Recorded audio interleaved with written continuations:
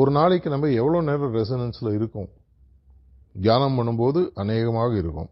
அநேகமாக அதுலேயும் அரை மணி நேரம் தியானம்னா 10 நிமிஷம், 5 நிமிஷம், 2 நிமிஷம், 28 நிமிஷம், 29 நிமிஷம். அநேகமாக தட்ஸ் ஆல் சொல்லி கொஞ்சம் நேரத்தில் back to regular worldly life. Worldly life போகிறதில் தப்பு இல்லை. ஆனால் அந்த கொடுத்த கண்டிஷனை ஒரு கவச்சமாக வச்சுட்டு போகிறோமான்ற ஒரு புரிதல் நமக்கு வரணும். ரொம்ப சிம்பிளான ஒரு வார்த்தை, எப்போ அவருடைய எண்ணம் எனது செயலாக மாற ஆரம்பிக்கிறதோ அவருடைய வேலை முடிஞ்சது. அது மாதிரி ஒரு ஊருக்கு ஒருத்தர் இருந்தால் போறோம்னு அவர் சொல்கிறார். ஒரு முறை நார்த் இந்தியாவில் சார்ஜ் மகாராஜோட ட்ராவல் பண்ணும்போது அவருடைய டூர் ஐட்னரியே இல்லாத ஒரு ஊருக்கு போய் லிட்டரலி ஃபோர்ஸிபிளி ஒருத்தர் வீட்டில் போய் 3 நாள் தங்கினார்.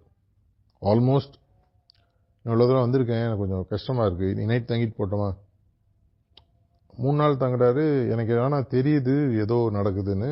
3ஆவது நாள் கேட்டேன், நீங்கள் உங்கள் ஷெட்யூல்லே இல்லையே 3 நாள் தங்கினீங்களே. அப்போது ஒரு அபியாசி காமிச்சு, அந்த அபியாசிக்காக இந்த இடத்துல 3 நாள் தங்கினேன்.